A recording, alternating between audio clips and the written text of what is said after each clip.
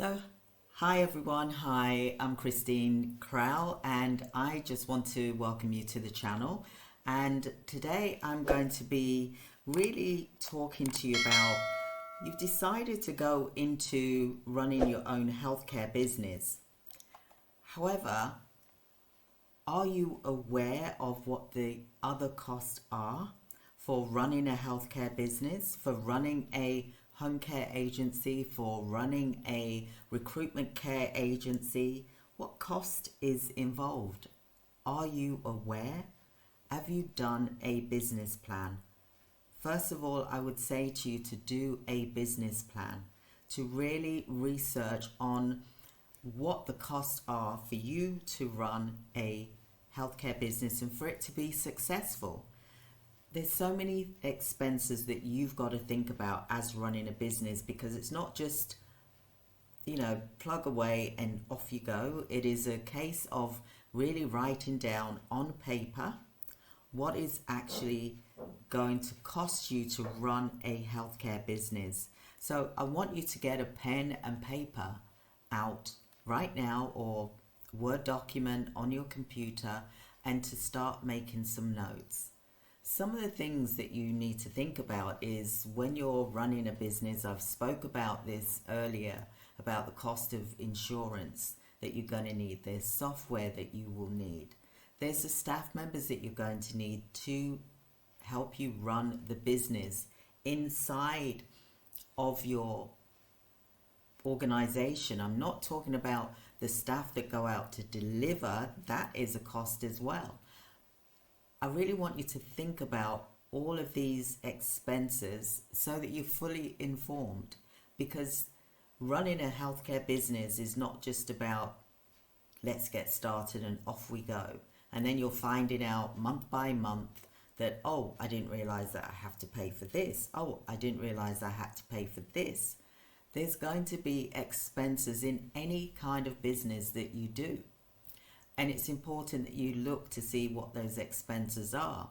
For example, you've got your staff members that you will have working within your organization. It may be a good idea for you to continue working, and then you could have a part-time assistant to do the work for you, the things that you don't like to do, for example, to help you to run your healthcare business so that things are still happening whilst you are working. So that's one thing that you need to think about. So what will that hourly rate be for that administrative staff? You can get staff members from around the world to help you in your business, but they really need to be trustworthy and that they're going to do the job that you've asked them to do. But first of all, I would say be aware of what it is that you want them to do so that they've got some direction. Otherwise, they're going to be the ones leading you, and you don't want that, because that's going to be a waste of your money. So I want you to listen very carefully. So you've got your employee. So what will the rate be for that employee? Will that employee be self-employed, or will they be an employee? So a self-employed person is like a contractor. They're not an employee. They pay their own tax, they pay their own expenses. You are not there to pay their expenses. They cover that themselves. They really should also have their own insurance, just in case if something was to happen, that they've got cover in the unexpected, for example. Whereas with an employee, you are obligated to ensure that they are being, that you may have to pay for their tax, you may have to pay for their national insurance, for example. You may have, if you're in the UK, you may have to pay for, well, you will have to pay for their holiday pay if they are employed by you. So there's a lot of things that you have to think about when you're looking at employing someone, because then the commitments are a lot stronger. You've got the holiday pay to pay for. Then there's the bank holidays, or if there was a special holiday, you would have to cover that and still pay them.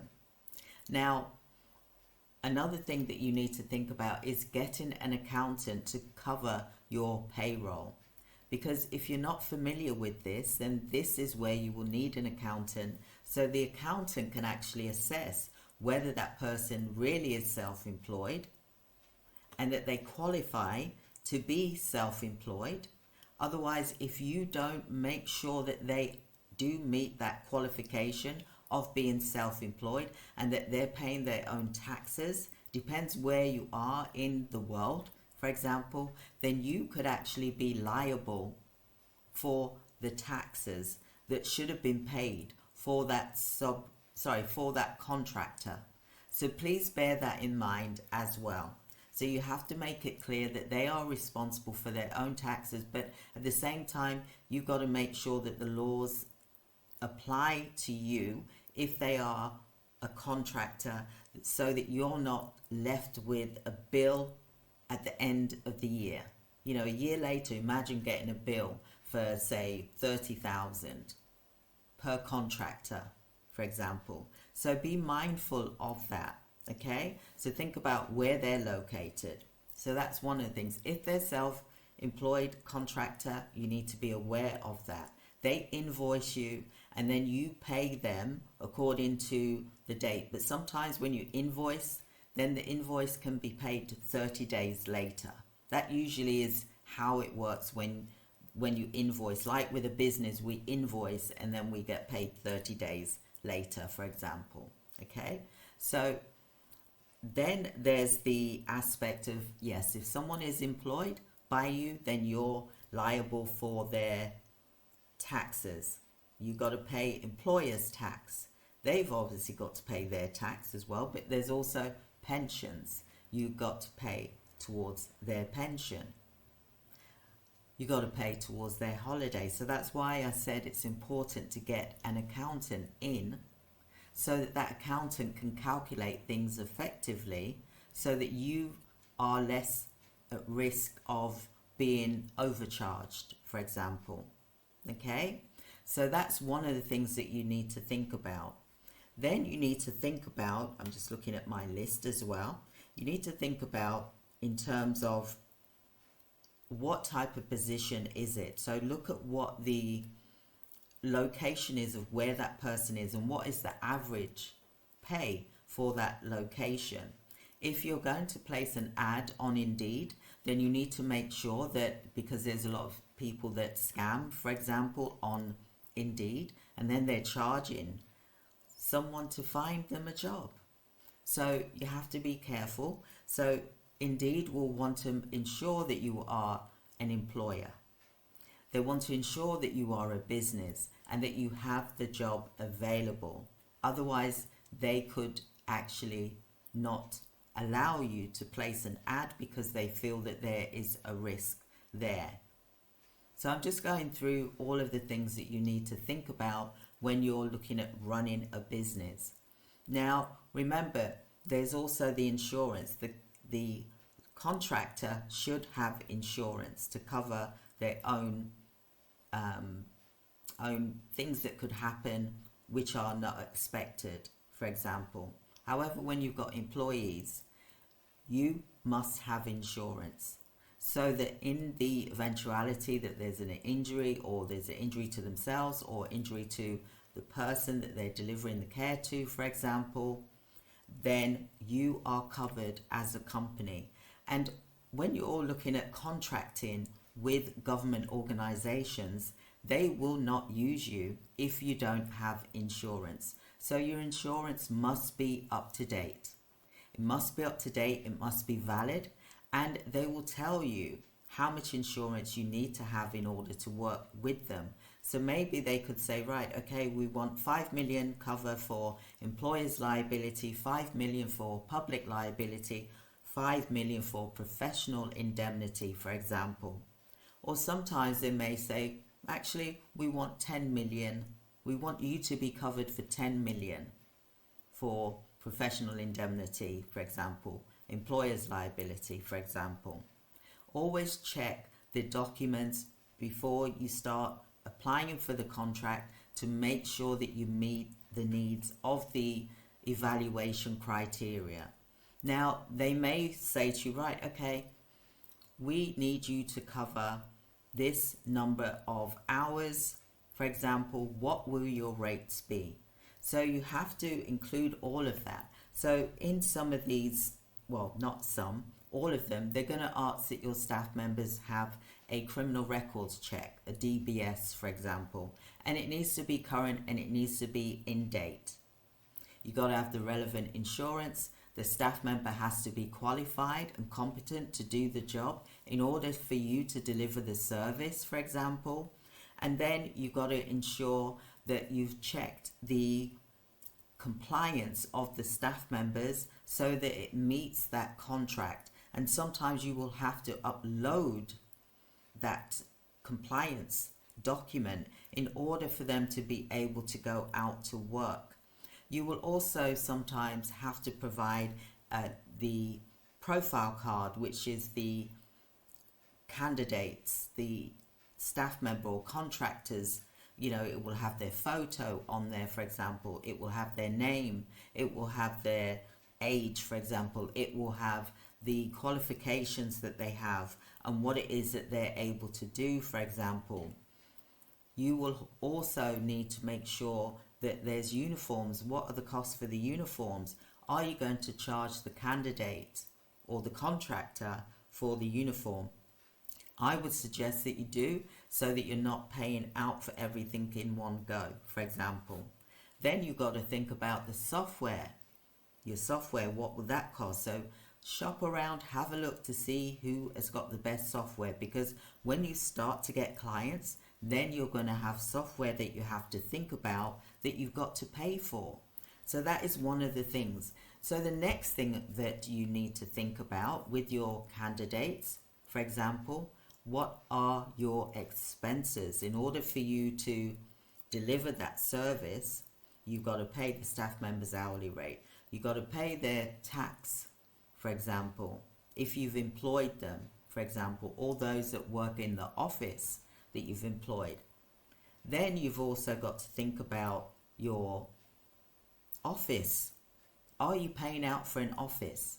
If you've just started, get a virtual office so that your business is registered from that virtual address rather than from your home address, because some organizations won't work with you because it's a home address. They feel that it's a conflict of interest. So they may ask, even though you can work from home, they'll say, can you please have your business address registered? It could be a virtual address. That will still get you through in order to apply for a particular contract. You've got to fill out certain forms to ensure that you are able to meet the needs of a particular contract with that organization. And that could take a week, for example, 2 weeks, 4 weeks, depends on the number of questions when it comes to the contract itself. Always look at the location of where that contract is and see what the rates are of the staff member types that you want to place. Will the staff member types, are they going to be carers? Look at what the care rates are in that location. And then you're going to put your rates on top, which could be, for example, you could make it double, or you could make it 50% on top of that hourly rate. But you really need to work out what your costings are going to be in order for you to then really have a true figure of what it costs for you to run that service. So I hope this is getting helpful for you. I hope that you're writing this down. Other things that you need to think about is, what are your competitors charging per hour? And try and not be the cheapest, not be the highest, but be in the middle. Okay? Don't be the highest, be in the middle. That way, if you're going to be knocked down, then at least you're getting somewhere near to the price that you really want to, because people will knock you down and you have to get used to that, for example. So I just wanted to touch base with you, just to have a quick chat with you to get you to think about the things that you need to run a healthcare business. You need to look for an accountant. You need to go to your bank, open up a business bank account, shop around, see who can offer you the best price. Then what's going to happen? How are you going to pay your staff when you get work coming in? You got to then think about, how am I going to pay my staff? Do I get a loan to pay my staff? Or do you get invoice finance or factoring, whereby the banks, for example, the high street banks, for example, will give you, say, up to 95% of an invoice that you've raised so that you can pay your staff members weekly on time, for example. That is when you're dealing with business to business, like the councils, the governments, for example. So that's one way that you can pay your staff members weekly, because if they are working for an agency, then they are used to being paid weekly. So you have to also offer that solution to them as well, so they get a quick return for the work that they're doing, for example. So another thing that you need to think about is, when you're looking for a contract, what type of contract do you want to look for? You need to look at, it's not you that's delivering the care, it is the staff members that will be delivering the care. So you need to look at what the need is in the location. Have a look online, the contract portals, see what type of contracts that they need help with, the government's organizations, for example, and then look to see about meeting those. Now, sometimes it's not just about providing nurses, healthcare workers. There's a lot more contracts out there that you could look at, that you could possibly supply staff to, for example, to help meet that need. So don't just think nurses and healthcare workers. There's lots of other things to do with healthcare that you can actually provide. What do I mean by that? You could provide chefs, you could provide kitchen assistants, you could provide cleaners, you could provide, for example, equipment. There's lots of different things that is needed in healthcare besides nurses and healthcare workers. So I hope that was helpful for you. I just thought I'd quickly shoot a quick video here just to help you to get to think about the beginning stages of when you're starting a healthcare business and how best you can get running up as quickly as possible. So I hope you found that helpful. If you have, like and subscribe, click the notification button, keep watching, because I will be giving you further updates, further training to get you started on your way. If you haven't done so already, maybe you're already doing a home care business and you want to go into running a recruitment care agency, or vice versa. I have the answer in this channel for you to watch and for you to learn, because at the end of the day, you can grow your business to whatever level you want to. You don't just have to stick in one lane. There's multiple channels and avenues that deal with healthcare, and I will be going into more of this in my training. For example, I'll be going into technology, I'll be going to digital health. There's going to be so much training that you're going to really benefit from in my channel. So please do like and subscribe. I look forward to speaking to you more. Have a wonderful day, everyone. Thank you so much for listening. Goodbye.